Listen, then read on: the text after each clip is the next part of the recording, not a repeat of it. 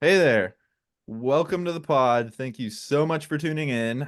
My name is Kirby. That's Riley and Colton. Today we're going to talk about some sports. We're going to talk sports. Or are we going to do a one bite pizza show soon? Should we do that? Should I, we I should we see if that can be our main thing moving forward? I could nail that. Riley's been all in on Dave Portnoy's one bite pizza show. Yeah, I don't think I care about any of his sports opinions or his political opinions at all. But the fact that he's done like 400 5-minute videos of trying pizza places all over the world is kind of right up my alley. I So know. He I have entered the chat. Riley comes up to me a few weeks ago and he's like, "Do you know who Dave Portnoy is?" And I just was like, "What? Why is Riley talking about Dave Portnoy?" If you know anything about Riley, there's just nothing that would appeal to him about Dave Portnoy. I couldn't figure out the connection. Then he's like, "Did you know he does a pizza show?" I was like, "Oh, it's pizza. That's the connection." I did know he does a pizza show, and Riley is all in on the pizza. And props where props are due. I mean, he's helped like tons and tons of small businesses, 10 times, 10x their business overnight. So that's awesome. It's a cool thing that he's not the only one who does it. I think that that's just a really cool thing for people with a big reach to do, and he's one of them.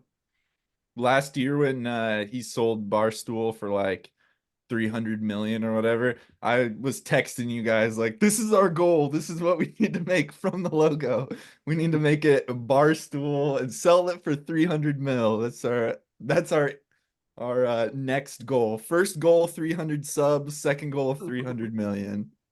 And then buy it back for $1 after it's a freaking regulatory nightmare of trying to turn it into a betting platform. Yeah. Yeah, we're gonna open up our own betting platform here on From the Logo, and every bet will be against the Blazers because you would have to be insane to bet on the Blazers right now. They play the Nets tonight here in a little over an hour in what is probably going to be a massacre. But Scoot Henderson, let's talk about him for a minute because even though we talk about him a lot on this show, he had a big game in was it his last game? The one where he had like 30 points and almost had a triple double 33, and stuff. yeah, yeah. Yeah. I wasn't sure because his last few have been so up and down. His last game was either 1 for 8 for 3 and 10 points or 30-point triple double, which I think we're gonna be seeing a lot as the rest of the year goes on. I think he's probably gonna get more minutes, more opportunities.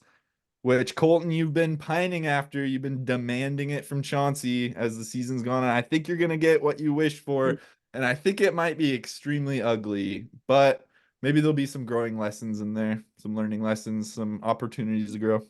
Say it with me, everybody.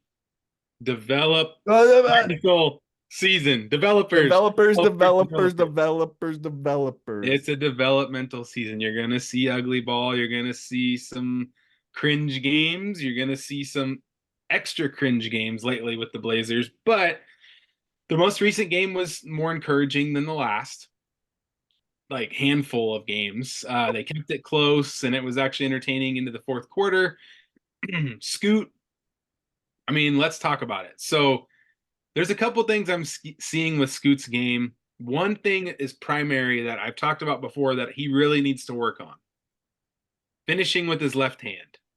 And I really think that that is a major issue, like that's bothering him as far as his shooting percentages go, especially in the paint area, obviously. Scoot will get past his guy because he's got really quick first step, good speed. And then he, instead of trying to finish with his left hand, he'll kind of go for these reverse layups that are kind of wild, flailing reverse layups with his always with his right, whether it's under on the left side of the basket or the right side of the basket. And it's like if this dude gets a left hand, his shooting percentage is going to go up 5% just off of that. So I think that's the major thing he needs to work on the off season. I think some things with like the turnovers and the fouls, those will continue to kind of drop. Maybe not right off the bat, but as he gets used to the pace of the game slows down. Those things should drop down. But the shooting at the rim and that kind of stuff, he needs to work on his left hand. And I know a lot of young point guards struggle. Even Damian Lillard, when he was a rookie at 23, not 19, struggled finishing at the rim. Not to this level, I don't believe, but Scoot can do it. I know he's a hard worker. He seems like he is anyways. And we can talk about other things like that make us happy with his game. Like he got a lot of rebounds. He finds passes where you don't even know that they're there. He's got these flashes of court vision that are eye-opening. He hasn't been hesitating. A lot of players, if they're shooting poor, they'll stop shooting, but he didn't stop shooting, and he shot what, 3 of 8 from 3? If Scoot shoots 3 of 8 from 3 for his career, 4 of 9, 4 of 4 of 9 from 9. 3, If he even shoots that better. every game, like he's not going to shoot that every game, but that's a good number. 4 of 9 from 3. I'll take that every day. Every day. That's a good percentage for Scoot to shoot from 3. So there's good things to take away from it. Yes, the shooting percentage, that's obvious, but this is a developmental year. I think in the off season he needs to work on finishing with his left hand. I think that's the biggest, like, eye popping. Like, what are you doing? Go with your left hand. He 2 games, or the game before the 4 for 9 effort, he went 0 for 0 from 3. Game before that, 1 for 9. So very shaky and inconsistent, but I do like, from what I've seen, like you mentioned, he doesn't appear hesitant, or like he doesn't want to take the 3, which I think is super important in today's NBA. Almost the hesitancy is worse than the percentage. Like if you're Ben shooting like Simmons. crap, but you're still taking them, I feel like that can mitigate some of the damage of if you like Ben Simmons it, or you never even attempt one, and that can really tank your career pretty fast, because teams just don't even guard the 3, and then they can't put you out there in certain situations. So the fact that he's willing to take and miss, but also keep taking them until he makes a few, I like that at the very least for Scoot. Yeah, I mean, I think that this is why the conversation we had last week about coaching is so important for this team right now, because how they develop him and how he improves Developers, developers, developers, developers. over the next couple of years is really going to be uh, the story of what his career ends up looking like. He has a lot of potential. He has a lot of the tools, but he's not polished, and he's not supposed to be polished at 19 years old. That's okay. But it's going to be really interesting to see whether he can work on that left hand, or whether it becomes a Jaylen Brown situation. That's just like a perpetual thing that everyone's wondering about whether he's ever going to get better with his left hand, and or whether the turnovers are going to become, if those really are going to keep dropping as the game slows down for him, or if it's going to be an Anthony Simons situation where he's just always a little sloppy with the ball. I mean, that it does happen to good players, where those issues just never really get resolved. So yeah, I definitely think he has plenty of time to figure it out. I'm not really too worried about that, but I do see that there's pretty clear holes in his game, and I hope that the coaching staff is identifying those and coming up with ways to try to fix them, and ways to really work on him hard through this offseason. And we're going to find out just how determined to dominate he is with how much work he puts in during the Overly. offseason. No, not overly, please. That's too Overly. much. It's just too much. I want to That's just too much determination. I want to give you guys some stats really quick. So, really quick, Scoot Henderson, his field goal percentage is bad. It's very bad. But his 3-point percentage, you look at it on the season, 30%. Not good, right? October, he shot 5.6% from 3. Okay?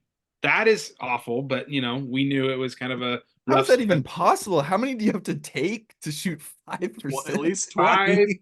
5.6%. But November, 33%. December, 35%. January, 34%.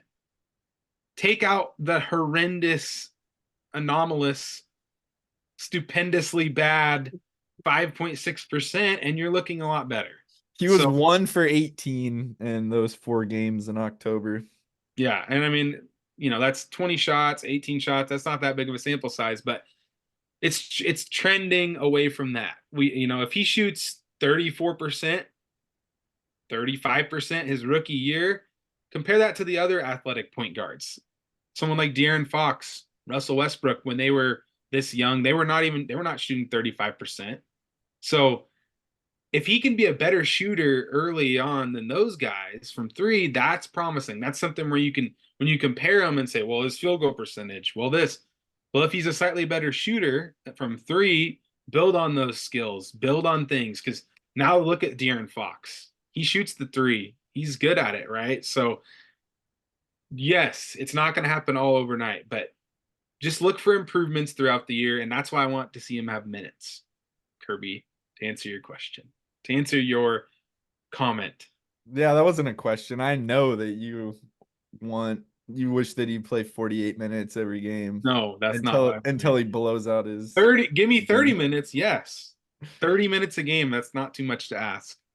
One thing that I don't know if we're overlooking necessarily, but I do think it's a contributing factor to the way he's playing and how he will develop. Similar to our conversation with Chauncey last week, you got to look at the players around him too. And I mean, right now there's long stretches, long periods where he's on the floor with like three other rookies and Yeah. Anthony Simons, who's a young player in and of himself. There's just no veterans on this team, no experience, no NBA experience on this team. And like you were talking about with De'Aaron Fox, I think it took him a few years to figure it out for himself, but also to get those teammates around him, the Domoses and the Malik Monks and those guys, the Keegan Murrays on that team that allow him to be more himself, the guys that stretch the floor, that set the good picks, that roll hard to the hoop, that rebound, that give him all those opportunities. I feel like that's going to be a big thing for Scoot moving forward. He needs a few teammates like that can really help him excel, because as we've discussed, a very positive aspect of his game is he's a team guy. He's not the type of guy like Dame or Anthony Simons that just go out there and get 40 or 50 by themselves in a losing effort much of the time. But he's the kind of guy who, if he's got a real solid big guy that he has chemistry with and some experience with, and that's real talented, he has a pick and roll partner and a guy that he can probably drop the ball down to for 4 or 5 assists a game, during times, and a guy who can get him open off those screens and allow him to finish with the right hand instead of the left, and et cetera, et cetera. It's going to matter what his teammates do for him because he's such a teammate oriented guy the way he plays. I am very interested to see what happens with his propensity to turn the ball over. I know that a lot of that can be chalked up to youth. It makes me a little nervous that he's sort of under the tutelage of Anthony Simons right now. Anthony Simons this year has an assist to turnover ratio of about 1.9, and Scoot's sitting at about 1.5, which is pretty abysmal. The best starting point guards in the league are at least like a 2.2, 2.3. Dame's like a 2.7 or something. So it's pretty bad. He's definitely turning the ball over a lot, but yeah, he's very young, so we'll see. But it's a bug that didn't leave Ant, so hopefully it leaves Scoot alone. A bug that didn't leave Ant. I see what you did there, Riley. A good one. Well, we've talked point guards. We've talked a lot of point guards. I want to talk about a specific point guard that we haven't talked about at all today. Tyrese Halliburton. Skylar Mays. Oh, Close. bummer. Tyrese Halliburton. The Pacers made a big trade today. They acquired Pascal Siakam for some late firsts, some role players, some bench guys. The kind of trade Blazer fans wish we could have had for Dame, getting an all NBA player for some pocket lint. But Tyrese Halliburton is a guy that you wish you could model his game after in terms of the playmaking. This guy's out here getting 20 assists, 0 turnover games, multiple times in a season, and he is just playing lights out. I'm really excited to see what Siakam brings to the Pacers. I think it was a really good trade for them. Hopefully some defense. Yeah, I know they need some help defensively, but they're an exciting team. They've got Miles Turner spreads the floor. Siakam, I think, is a really good fit front court wise with Miles Turner. And then you got Buddy, he can shoot the three. They got Neesmith. They got some pieces out there, and they're already like sixth in the East. They could rise and then even next season challenge if they can add some more pieces. And Rick Carlisle is a good coach. So I'm very intrigued by Indiana. Me and Riley were talking about it before. I think I'm about to steal his point right now. You can say it if you want, Riley. Go ahead. I have the number. I don't know if you do, but yeah, I have the number. We got the. Should we say it together? They're the Do it. opponents points per game. One, one, two, two, three, three, 123.5. That was worse not than the well synced. Pistons, worse than the Blazers, worse than the Spurs. They've been horrendous defensively. So they absolutely had to make a big move. It was a big move, big splash for sure. Biggest one we've seen Do so you? far. I haven't watched the Pacers game this year. I'm gonna keep it real.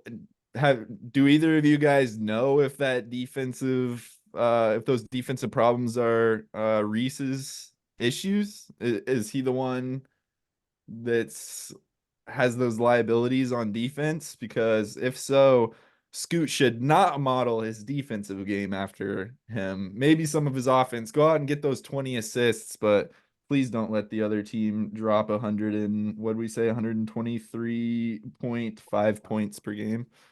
And it hasn't mattered. That's how good they've been on offense. It's probably mattered. I mean, They it's do, mattered, but you're sixth in the East already. You just acquired an All NBA player.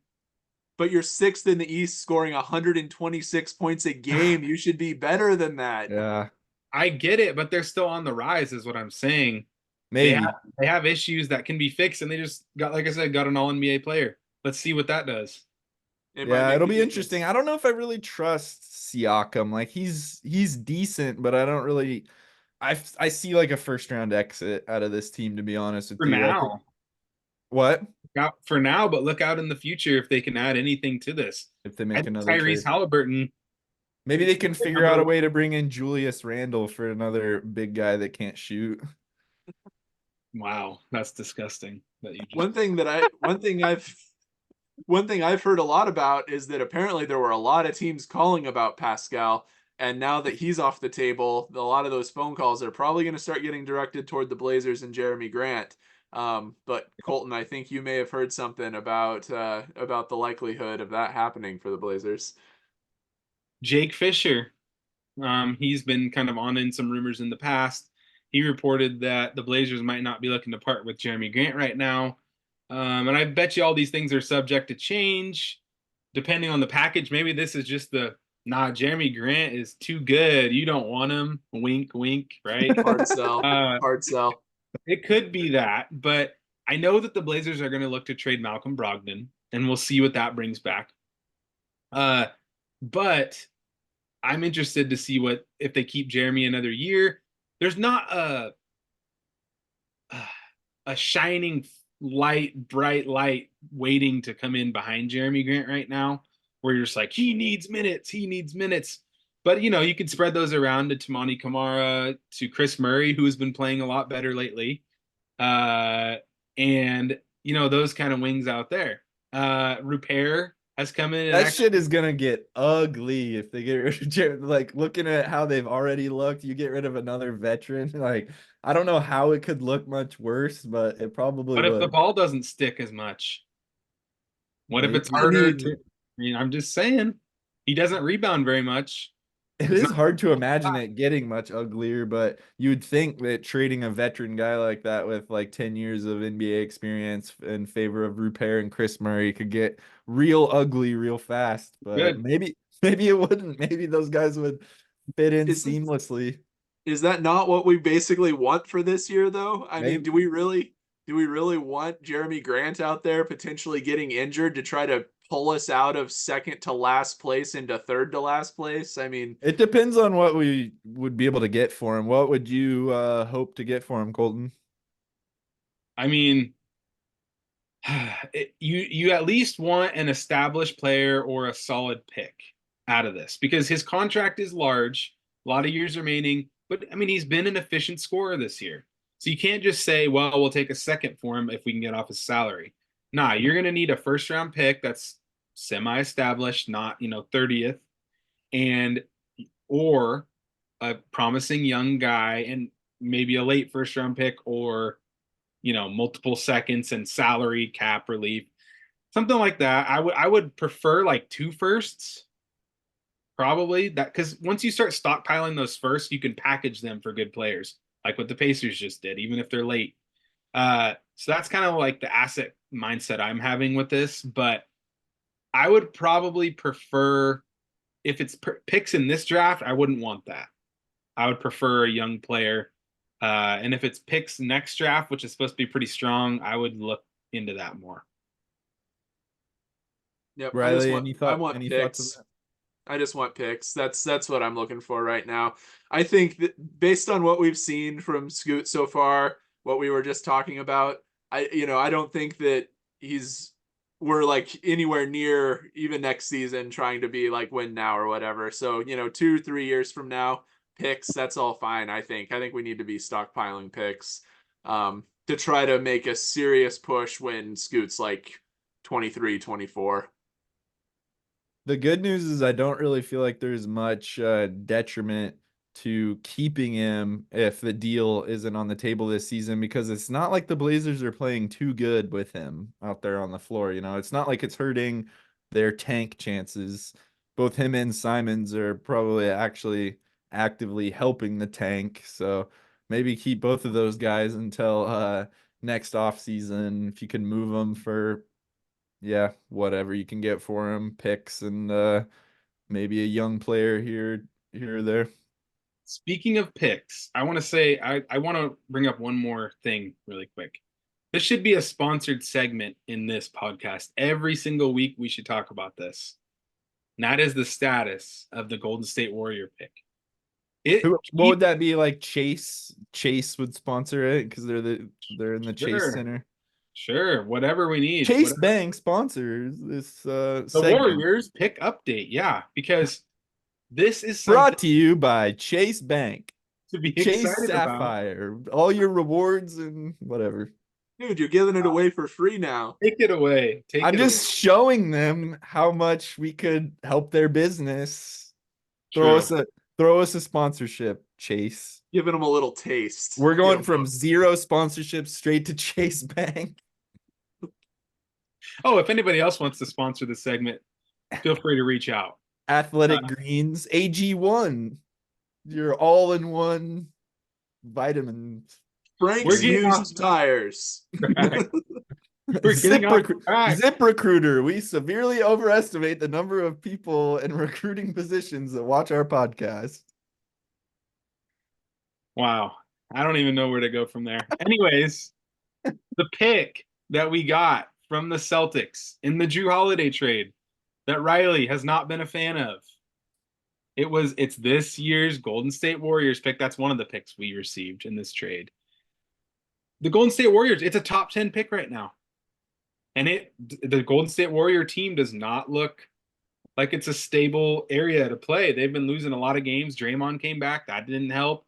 They're losing guys with injuries. Curry's overextending. Clay looks like a corpse. I mean, all these things. What about your boy Kuminga? Kuminga has not been getting minutes. Kerr is not throwing him out there. When he plays, he's looked pretty good. If only Chris Paul was healthy, he would be the game changer, right? Chris Paul has honestly been good for them from what I've seen. But is he a game changer? I don't know. All I know is that I want them to keep losing, but stay out of that top 4 range. If we could come out of this year with a top 3 pick from us and the 8th pick from the Warriors, that would be great for a rebuild. That would be pretty cool. It's what I'm banking on. It's the only way that this turns around. I think, yeah. I mean, that would definitely speed around the turnaround, but if you keep this group together, how could it get much worse? I don't want to count my chickens before they hatch, but you got to imagine next year, Shaden, Scoot, they'll start to figure it out more. Hopefully you'll have a little bit better health with your rotation players. Hopefully Joe will be able to fill out the roster a little bit better with guys who complement those players even more. I don't know, just trying to stay optimistic here.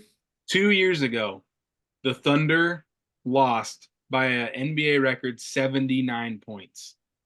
And then they beat the Blazers this year.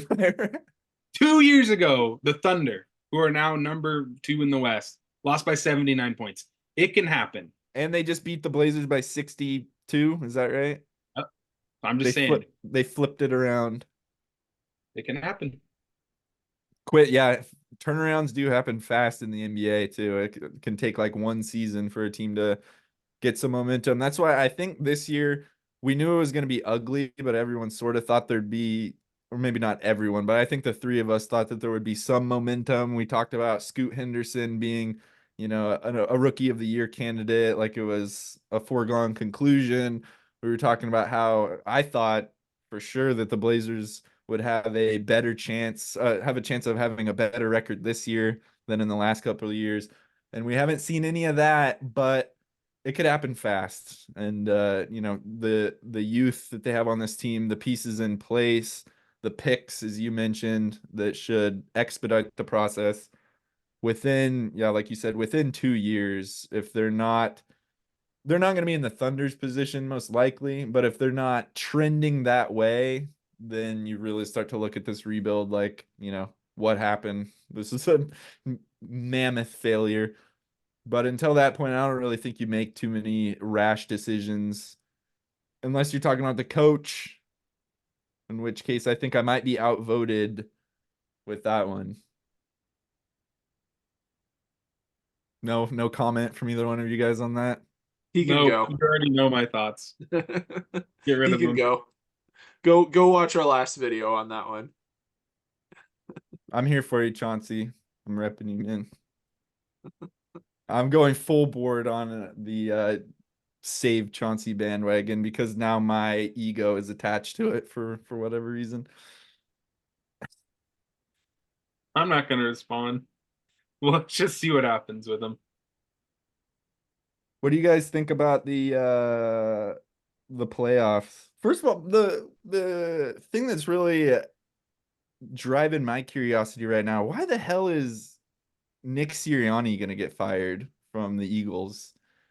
That one is a little weird. I heard he lost the locker room. They No call inside no inside information on that from either one of you guys. The only thing I've heard is that he's kind of been a bit of a goofball for a few years, and in some cases the players have almost felt like they kind of had to babysit him a little bit, and I just don't know if that was really a good. What do you mean Like, by that? Like what examples of like I saw a few examples. Some people put together some video compilations of him like mocking the other teams or and like Jalen yelling at fans going into the locker room, and like the players are like trying to calm him down and like get his hands down and stuff so that he doesn't humiliate them in front of, national TV. It's maybe just not a great look for, and maybe you put up with it when you're winning, but when things go as bad as they've gone, maybe some of that childish behavior stops being as cute and starts to be a bit of a distraction, and you start wondering if maybe you need an adult in the room. Also, shout out Jordan Love, Green Bay Packers knocking off the Dallas Cowboys. My dad could not have been more excited about that. He is how dare they call themselves America's team, damn it. really quick, what happened with a certain Los Angeles team that was lucky enough to make the playoffs? They Fought made game. the playoffs unlike a certain other Los Angeles team, so Hard, I'm willing to hard take that. fought game, but They put they up Yeah, came up effort, short. man. shout out Sean McVay. What's That dude knows how to coach. Shout out Detroit. Yeah. Yeah. Jared Goff. Detroit is hype. Are you kidding me? Their games are Yeah. fun to watch. Jared Goff's I'm rooting for him as really when I started watching the Rams and got really into him again for the first time. He was their quarterback, McVay was their coach, Todd Gurley. Those were the days. But so I'm all in on I'm still rooting for Jared. He's I don't know if he has a good chance of winning this weekend, but They he's do. kind of what? They do. They got this. You think they're gonna win? Lions in the Super Bowl. Thank you so much for watching the podcast. We will be back next week to talk more basketball and maybe random football, as we are want to do. Thank you so much. See you next time.